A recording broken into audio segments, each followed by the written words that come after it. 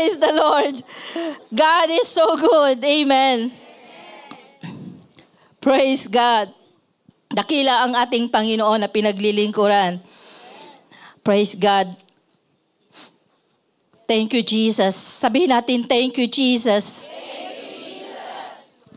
Praise the Lord. Praise God. Sabi ng isang mangangaral, mga kapatid, expectation is always the birthplace for the miraculous. You can't come to church with low expectation and walk with a high answer. Amen? Praise God. Ating pagbulay-bulayan, mga kapatid, ang salita na iyan. At tayo na pupunta sa salita ng ating Panginoon. Basahin natin ang ating text. Praise the Lord. Andyan ba? Praise the Lord. Deuteronomy 30 verse 15 to 19. Basahin natin sa English. 1, 2, 3. Sabay-sabay. See, I have set before you today life and good, death and evil. In that I command you today to love the Lord your God, to walk in His ways and to keep His commandments, His statutes and His judgment, that you may live and multiply. And the Lord your God will bless you in the land which you go to possess. But if your heart turns away so that you do not hear and are drawn away and worship other gods and serve them, I announce you today that you shall surely perish. You shall not prolong your days in the land which you cross over the Jordan to go in and possess. I call heaven and earth as a witnesses today against you, that I have set before you life and death, blessing and cursing. Therefore, choose life, but both you and your descendant. Amen. Praise the Lord. Praise God. Hallelujah. Tayo po ay manalangin. Dakilang Ama, muli kaming lumalapit sa iyo sa mga oras na ito, Panginoon. Basbasan mo po ang aming pong mga salita, Panginoon. Basbasan mo, Panginoon, ang iyong mga salita na ihahatid sa hapong ito, God. Lord, we pray that you will anoint, O God, Jesus, the hearer, Panginoon, the mouthpiece, Panginoon, na dadaluyan, Panginoon, ang mga salita mo sa hapong ito. Jesus, we pray that your Spirit will lead us today, Panginoon. Open our understanding, O God. Hallelujah. We believe, O God, Jesus, that you will minister, Panginoon, to us today. In the name of Jesus, we give you praise, honor, and glory in Jesus' name. Amen. Hallelujah. Shall we shout? Hallelujah. Hallelujah. Praise the Lord. Kayo po ay makakaupo na. Praise the Lord. Magbasa ako sa Tagalog, mga kapatid. Pero hindi ako magbabasa sa o sa Ilonggo, Bisaya. Praise God, mahirap. Praise the Lord. Tagalog, mga kapatid, sabi diyan, tingnan mo, inilagay ko sa harap mo sa araw na ito ang buhay at ang kabutihan, ang kamatayan at ang kasamaan, na inuutos ko sa iyo sa araw na ito, na ibigin mo ang Panginoong mong Diyos, na lumakad ka sa kanyang mga daan, at tuparin mo ang kanyang mga utos, at kanyang mga palatuntunan, at kanyang mga kahatulan, upang ikaw ay mabuhay at dumami, at upang pagpalain ka ng Panginoon mong Diyos sa lupain na iyong pinapasok upang ariin. Ngunit, ang iyong puso ay lumiko, at hindi mo didinggin, kundi maliligaw ka at sasamba ka sa ibang mga Diyos, at maglilingkod ka sa kanila. Ay aking pinatutunayan sa araw na ito na kayo'y tunay na malilipol. Hindi ninyo palalaunin ang inyong mga araw sa ibabaw ng lupain na inyong ipinagtatawid ng Jordan. Upang pumasok na ariin, aking tinatawag ang langit at ang lupa na pinakasaksi laban sa inyo sa araw na ito, na aking ilagay sa harap mo ang buhay at ang kamatayan, ang pagpapala at ang sumpa, kaya't piliin mo ang buhay upang ikaw ay mabuhay, ikaw at ang iyong binhi. Amen. Praise God. Isa pang verse, mga kapatid, sa Jeremiah 29:11, very familiar verse. For I know the thoughts that I think toward you, says the Lord. Thoughts of peace and not of evil, to give you a future and hope. Amen. Praise God. Sapagkat nalalaman ko ang mga pag-iisip na aking iniisip sa inyo, sabi ng Panginoon. Mga pag-iisip tungkol sa kapayapaan at hindi tungkol sa kasamaan, upang bigyan kayo ng pag-asa sa inyong huling wakas. Amen. Praise God. I want to encourage you, mga kapatid, sa ating topic ngayong hapon na pinamagatang Praise God. Asa na? Settle for the best, the extraordinary. Amen. Praise the Lord. The extraordinary. Praise God. Ano ang nasa isip natin, mga kapatid, when you think of a word extraordinary?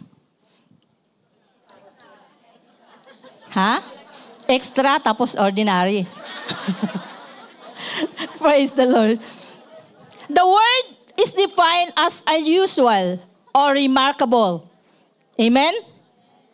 It's synonymous with words like amazing. Sabi natin, amazing. Amazing. It is very powerful word. Extraordinary. Napaka-extraordinary niya. Hindi lang siya ordinary, but extra. Amen. Praise God. When I think of this word, my mind immediately raises the thought of our God being extraordinary. Naisip natin agad yung ang Panginoon, si Jesus Christ, He is an extraordinary God. Di ba? Dahil kakaiba siya, mga kapatid. Ang ibang dinudiyos nila ay namatay na, nilibing na. But this Jesus, He rise again, mga kapatid. He rose again in the third day. Siya ay nabuhay na nga muli sa pangatlong araw. Amen? Praise God.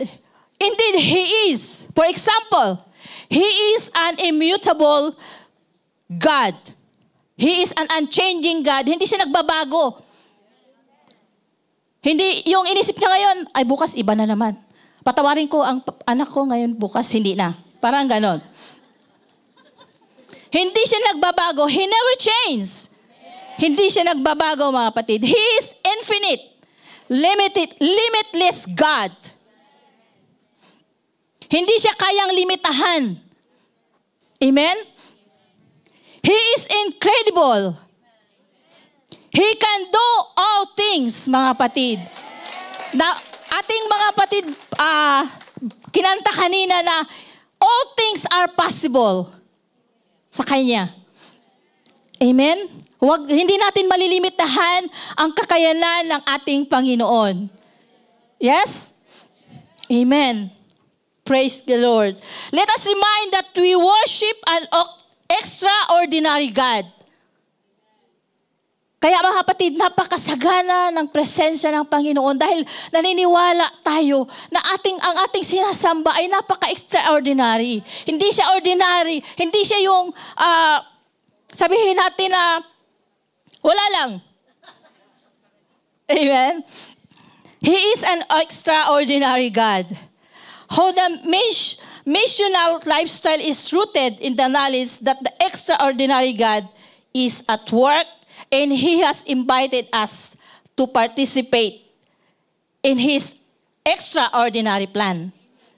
May plano ang Diyos. Kaya nga, di ba, meron tayong mga missions. Next month, punta na naman ang Brunei, Malaysia, di ba?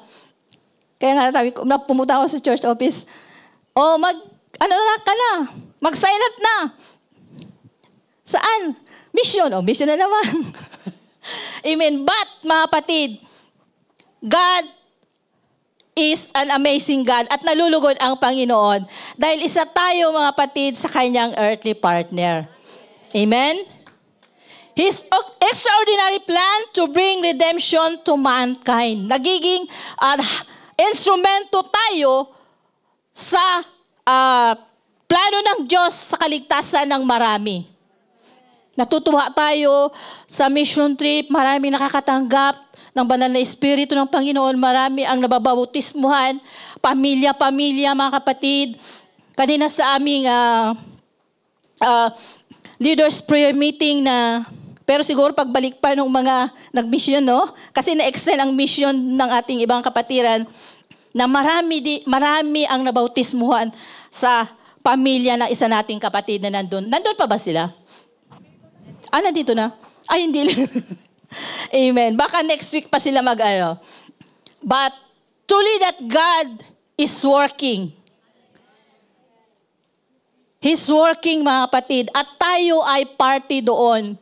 Kung tayo ay ibibigay natin ang best natin sa ating Panginoon. Hindi natin inisip yung gastos, yung pera na ating ginagastos sa mission trip. Ang iba pa nga dyan, nagsishopping eh. Nasaan si sister? Ando nag-shopping. Ang daming pinang-shopping. Nakaka-shopping lang naman tayo pag nandun sa Pilipinas no? Dito, hindi kaya makapag-shopping ng Praise God. So, napakabuti ng Panginoon. Huwag tayo manghinayang kung magkano ang nagagastos sa mission trip. Dahil extraordinary plano ng Panginoon na tayo ay parte ng redemption ng mankind. Amen? So today, as a church, we want to know more about an extraordinary God. Sa Ephesians 3:20, sabi niya, now, to Him who is able to do immeasurably more than all we ask or imagine, according to this power that is work within us. Praise God. Hindi natin makomprehend, mga kapatid, yung ginagawa ng Panginoon sa ating buhay.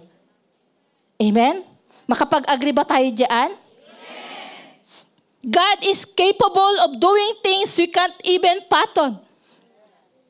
Hindi natin kayang masukat o maintindihan ang ginagawa ng Diyos sa ating buhay at sa gawain ng ating Panginoon.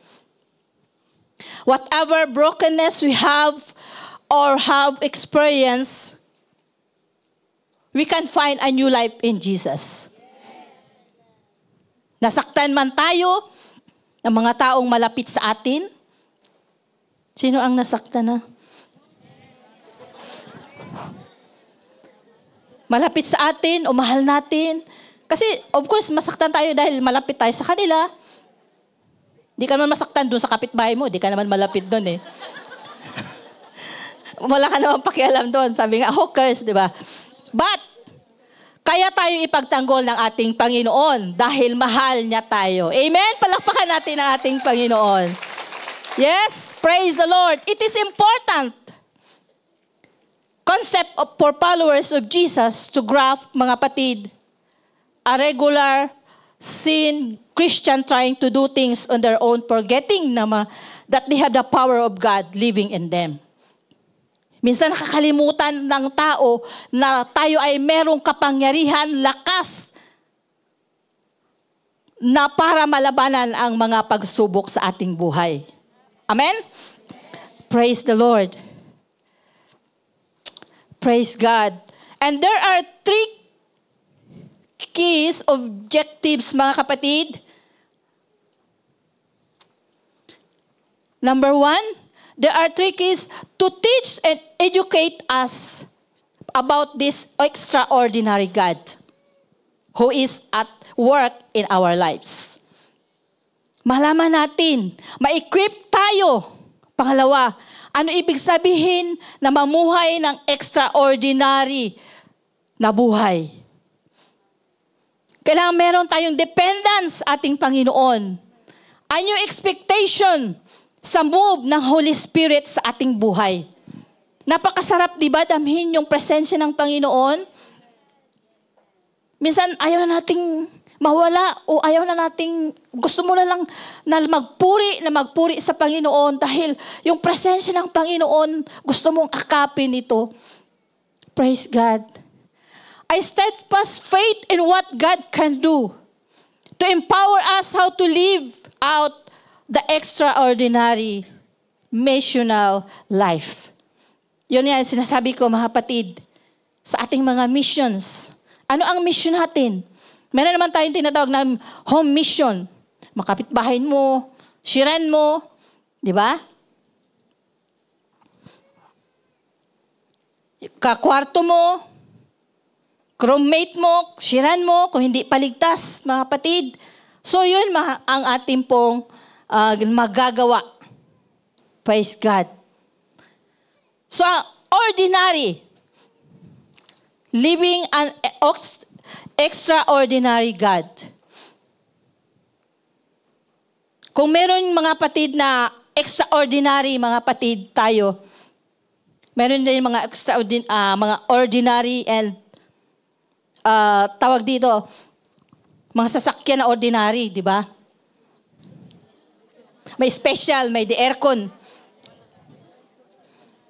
Magandang sumakay sa special na bus o aircon na bus. Malamig, komportable ka, makakapahinga ka. At ngayon, di ba, meron ng Royal Class bus sa Baguio. Kung gusto mo punta sa Baguio, makakatulog ka. Yun nga lang, medyo mahal, di ba? Oo. Pero may toilet na yun. At meron din silang tinatawag na lounge. Di ba, may OFW lounge na tayo. Sino na nakapunta doon? Yun. Lagi kami doon eh. Suki na kami doon. Dala natin. Kain tayo ng lugaw. Amen. Oo. Praise God. Masarap magtambay na sa lounge. Iba nga ginawa ng hotel, natulog na doon mga kapatid. Wala ka nang maupuan pag pumunta ka doon sa lounge, OFW lounge. Praise God. So yan po mga kapatid, ang pagkakaiba. May ordinary, may special, extraordinary mga kapatid. Praise God.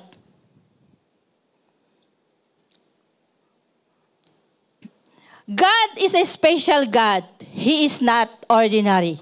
He is an extraordinary. His work is wonderful, unusual, miraculous, unbelievable, and fantastic. Fantastico. Amen. We are like Him, a special creation. We are created sa image ng ating Panginoon. We are not created, mga kapatids, na galing sabi nila sa monkey. Sino ang papayag? No. We don't want. Praise the Lord. You are an obra maestra ng Panginoon. You are a masterpiece. Sabihin mo sa katabi mo, you are a masterpiece of God. Amen. Praise God. Praise the Lord. Merong isang painting na napakamahal ngayon. Alam niyo ba kung ano ito? Yung Mona Lisa. Si Da Vinci ang kanyang gumawa niyan. Masterpiece siya ni Da Vinci. Amen. It is worth 200 million today. Napakalaki. But I tell you mga kapatid, we are worth more than 200 million. Amen? Higit pa tayo mga kapatid sa 200 million. Sabi ng Matthew 16:26, for what profit is a man if he gains the whole world and lose his own soul? Or what will a man give in exchange for his soul? Hindi kayang bayaran ang ating kaluluwa ng sanlibutan ito. Amen? So hindi tayo papayag mga kapatid. We are more than 200 million. And higit pa tayo sa mundo mga kapatid. Kamahal. Dahil mahal tayo ng Panginoon, masterpiece tayo ng ating Panginoon. God has given us souls, spirit, conscience, morality, intelligence, free will and mind.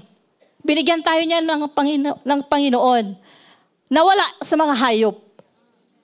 Correct? Special ka sa Diyos. Sabihin mo sa katabi, special ka sa Diyos. Dahil mahal ka niya. Huwag tayong masatisfy with that ordinary status quo, second hand.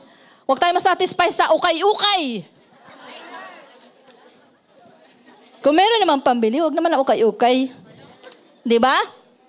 Kaya nga, pag umuwi ng Pilipinas, nagmi-mission, talagang SM talaga, no? Oo, praise God. Huwag tayong masatisfy sa leftover, sa bahaw, sabi nga. Sa tira-tira, sa mumo, sa squatter, go for the best. Amen. The extraordinary. Amen. Praise the Lord. Si Lazarus, mga kapatid, na-satisfy siya sa mumo lamang. But God has a whole bread for you. Meron kang buong tinapay. Meron tayong buong tinapay na galing sa ating Panginoon. Hindi tayo pagkukulangin ng ating Panginoon. Amen? Praise God. Saints, go for the special. Go for the best. Go for gold. Amen. Praise God.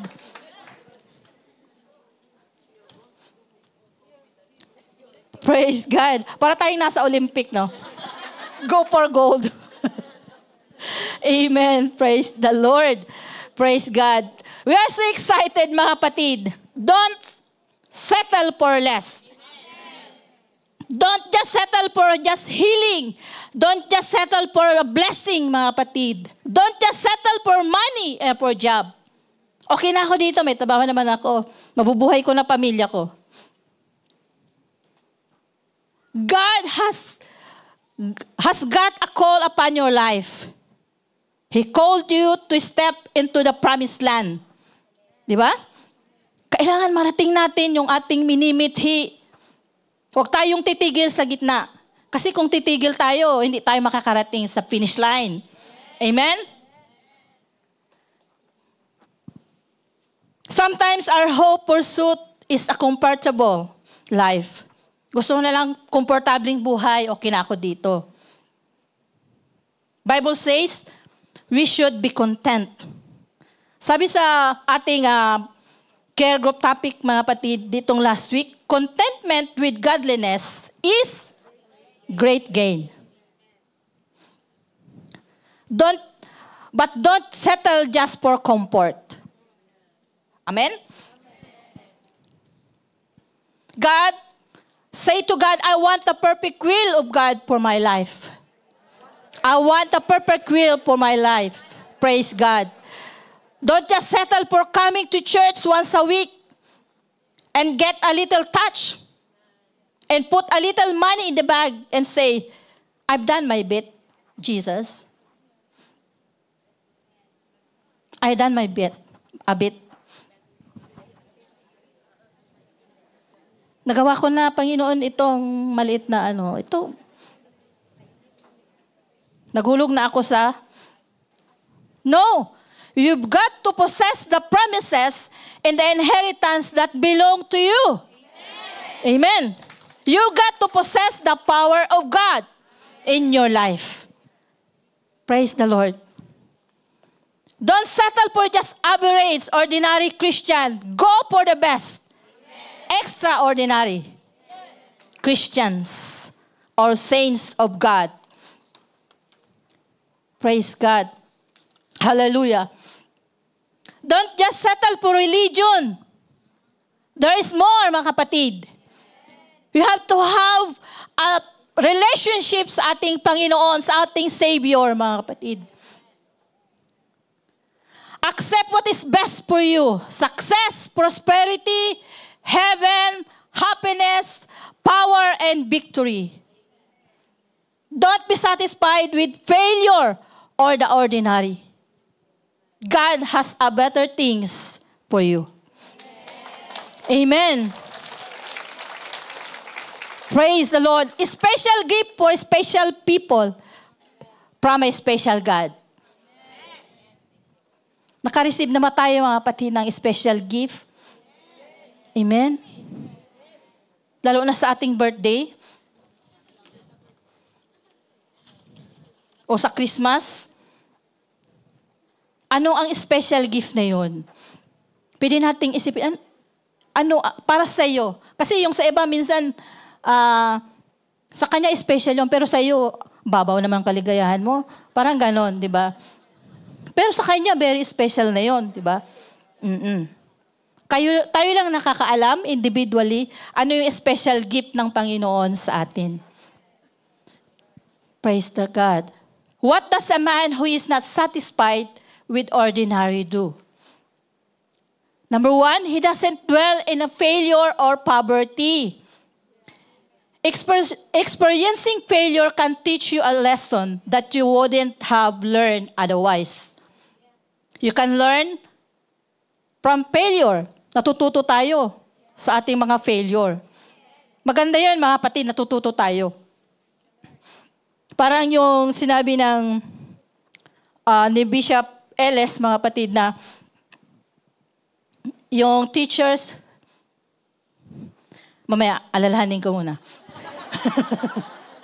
Actually, some of the most successful people in the world were only able to attain success because of the lesson they learned from their previous failures. Di ba? Natuto sila. Kung hindi ka magkamali, hindi mo ay, mali pala yung ginawa ko. Dapat baguhin ko. Di ba? Hindi lang ang kahirapan sa isang tao kung gusto niyang magtagumpay sa buhay. Amen? Praise God. Why be satisfied with the ordinary when you can be an extraordinary? Amen? You can be the best. You can aspire for excellent. Yung mga ginagamit natin, o kung ginagamit tayo ng Panginoon, we can be excellent, mga kapatid. Pag tayo ibigay natin yung ating buhay sa Panginoon. Number 2, he reaches for the impossible. He reaches for the star. Elisha followed Elijah and persisted to obtain the double portion of power. Diba? Hindi siya tumigil na hindi niya nakamit yung double portion ni Elijah. And he got it for he was not satisfied with the ordinary. Hindi siya talaga tinantanan, mga kapatid. If you want a best life, don't settle for the ordinary. Settle for the best, the extraordinary. Amen. Praise the Lord. Thank you, Jesus. Don't be hindered by impossibility. Sabi po mga kapatid ni Alexander the Great, nothing is impossible to him who can try. Kung hindi ka mag-try, walang mangyari. Hindi ka magpipil, hindi ka rin magwawagi, magiging success. At kung naniniwala tayo sa Panginoon, sabi sa Luke 1:37, for with God, nothing shall be impossible. Sabihin mo sa katabi mo, for with God, nothing shall be impossible. Amen. That we will have harvest next week. Nothing is impossible sa ating Panginoon. Amen. Amen. Praise God. Panalangin natin ang ating mga bisita na dadalo. Number 3, he'll maximize his choice or he chooses the best. We are free to choose, di ba? May kalayaan tayo na pumili. We are what we are because of our choice. Tayo ay ganito dahil sa ating mga pinili na kagastuhan. May free will tayo. We can reach our dream if we want to. Therefore, maximize your choice because our life is a result of our choice. I-maximize na natin, itudo na natin mga kapatid. Sabihin mo, itudo ko na to. Alam niyo ba yung word na yon? Praise God. I-maximize natin na mga kapatid. Ating mga choices. Kung pipili ka rin lang yung the best na talaga. Huwag na yung second hand. Okay na to? Nalala niyo yung salita lagi, okay na to, okay na to. Hindi okay mga kapatid. Sabi ni William Jennings Bryan, destiny is not a master of chance, but a master of choice. God through Joshua said, sabi ng Panginoon kay Joshua, choose you this day. Pumili ka sa araw na ito, Joshua. Kilala natin si Joshua, hindi yung anak ni... Sabi ni Joshua, sumagot si Joshua, as for me and my house, we will serve the Lord. Amen. Joshua 24:15, mga kapatid. We are the result of our choice. Amen. Not merely of our heredity, environment, or education, but our choice. But our choice, which is better heaven or earth, death or life, sabi niya doon sa Deuteronomy, salvation or destruction, holiness or sinfulness, success or failure, poverty or prosperity. God, wag na tayong pumili. Then choose the better one or even the best. Amen. Praise God. Back to Elisha, mga kapatid.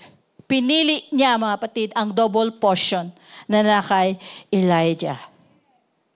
Si Peter, pinili niyang lumakad. Dahil alam niya, ang Panginoon hindi siya pababayaan. Inabot ng Panginoon ng kamay ni Peter nung siya ay nalulunod na. Amen? Number 4, he's uncertain his identity, who he is. Sabi ni, kilala niyo si Bruce Lee? Yung karatista, ganun. Sabi ni Bruce Lee, know yourself. Dapat kilalanin mo yung sarili. Who you are before God. There are questions science can't answer with total satisfaction. 1 Peter 2:9. Andyan ba? Wala. But you are a chosen generation, a royal priesthood, a holy nation, His own special people, that you may proclaim the praises of Him who called you out of darkness into His marvelous light. Amen. You are not what you used to be, and you aren't fully what you are going to be. Praise the Lord. May katanungan, who am I? Sino ako? Bakit ako naririto? Know what your purpose is. Alam ba natin ang ating purpose, mga kapatid? To show His praises, sabi diyan. Where am I going? Saan ka papunta? Do you have an identity crisis? Bakit tayo ganito? Know that you are God's child. You are special to Him. Special ka sa Panginoon. And He wants only the best for you. Jeremiah 29:11. Number 5, He won't give up despite the failures, but persevere until He succeed. Amen. Alam niyo yung story ni KFC? Amen. Yung mga mahilig sa KFC, sa manok. Kentucky Fried Chicken, KFC. Si Harlan Sanders, he failed 1,009 times sa kanyang business, but he persevered until succeeded. Amen.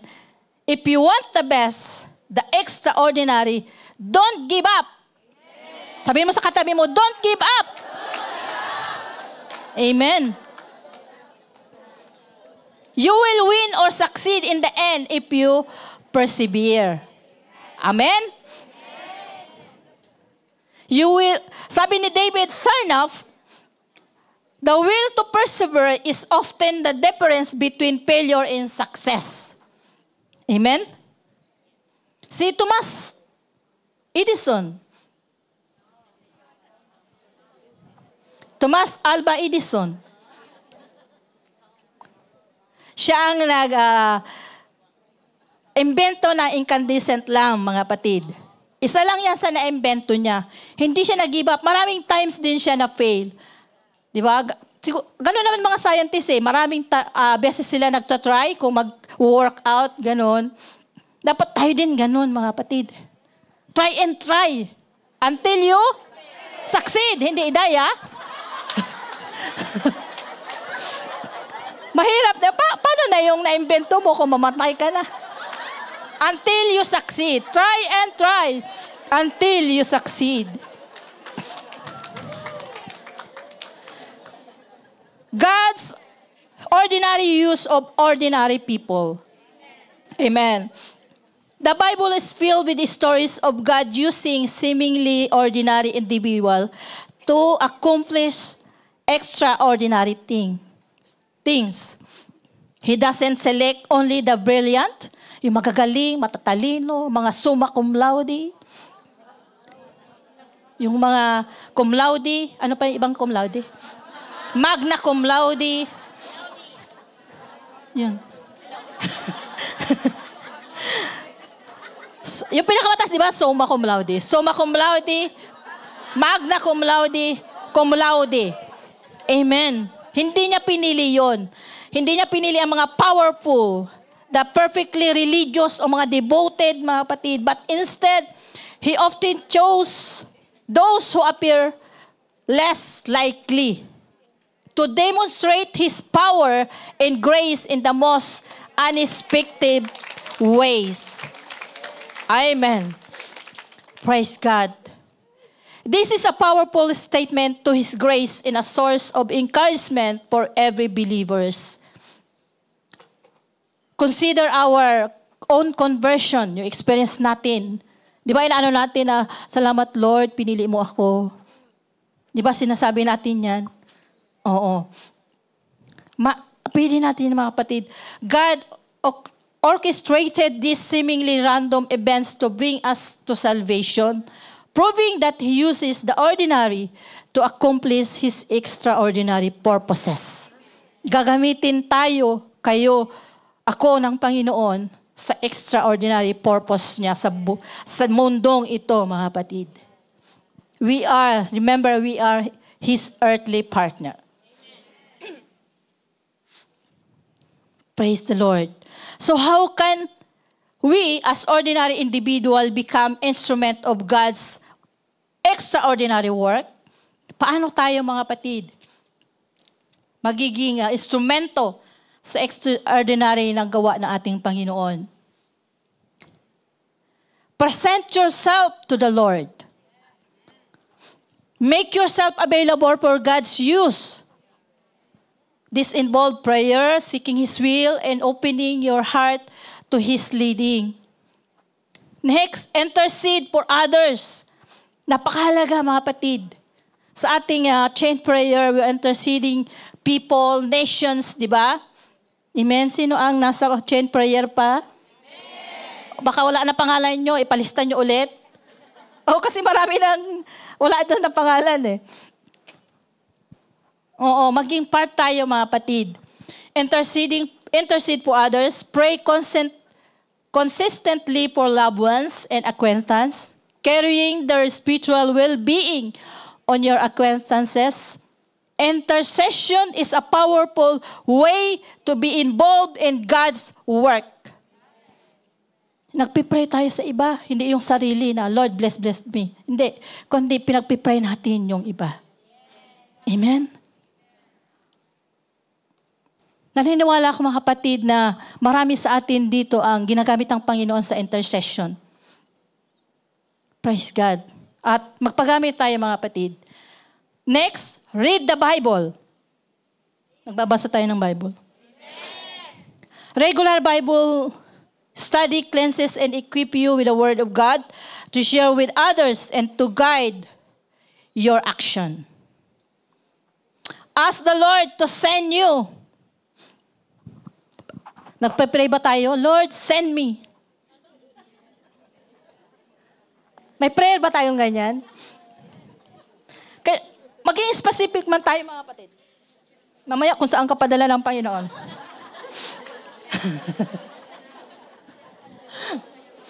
Sabi ko, dati noon mga kapatid, bago sabi ko, gusto kong makita ba yung sa Africa, yung mga tao, kasi parang nakakaaway mga tao doon, di ba? Pero nawala na rin sa akin yun. Nag-pray na lang, Lord, kahit saan. Wag lang sa Africa.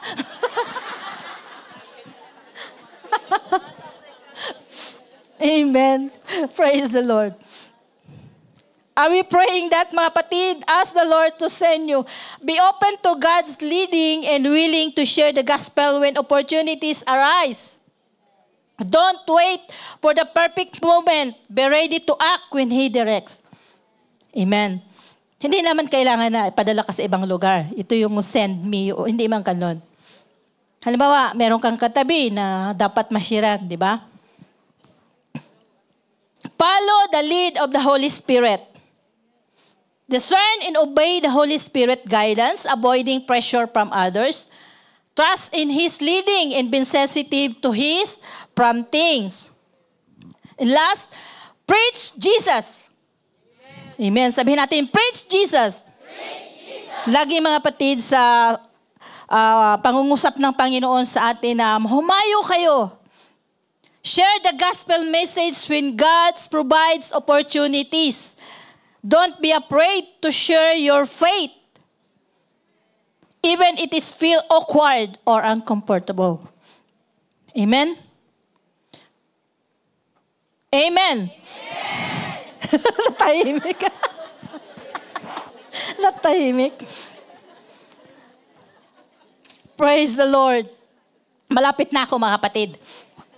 What is the core message regarding God using the ordinary to do the extraordinary? The central message is that God consistently uses ordinary people in everyday circumstances to accomplish extraordinary things, particularly in spreading the gospel. He doesn't require special skills, talents, or position. Instead, He empowers those who are willing to surrender to His will and used by Him. Our perceived limitations are irrelevant to God's ability to work through us. Jesus is still in the business of transforming ordinary elements in our lives into extraordinary vessels and demonstration of His power in love. He still transforms water to wine. He does it in our lives, in our homes, in our churches. Praise God. Praise the Lord. Search for Jesus sa aming mga guests and go to Him willing to trust whatever He intends to produce in your life. May plano ang Panginoon sa inyo, sa mahal naming mga bisita sa hapong ito. When you find Him, do whatever He tells you. Listen to His words as if your life depends on it. Whatever He says, do. Wherever the sends, go. Don't question. Don't debate. Don't argue. Don't indulge yourself one more time. Do what He tells you to do. Amen. Praise the Lord. Tayong lahat ay tumayo, mga kapatid. Jesus is still looking for servant who will listen and obey. Maybe this is the time for us, for you to trust and pray. Ibigay natin ang ating buhay sa Panginoon at makikita natin ang resulta. And let Jesus transform you into wonderful life. Incredible, extraordinary creation He's always intended you to be. Praise God. God uses the ordinary to do the extraordinary. Our willingness to be used, our obedience to His leading and trust into His power are what truly matter.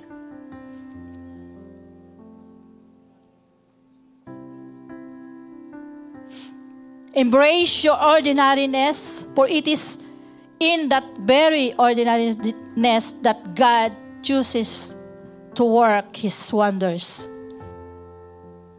Let your life be a testament to the extraordinary power of God working through the ordinary.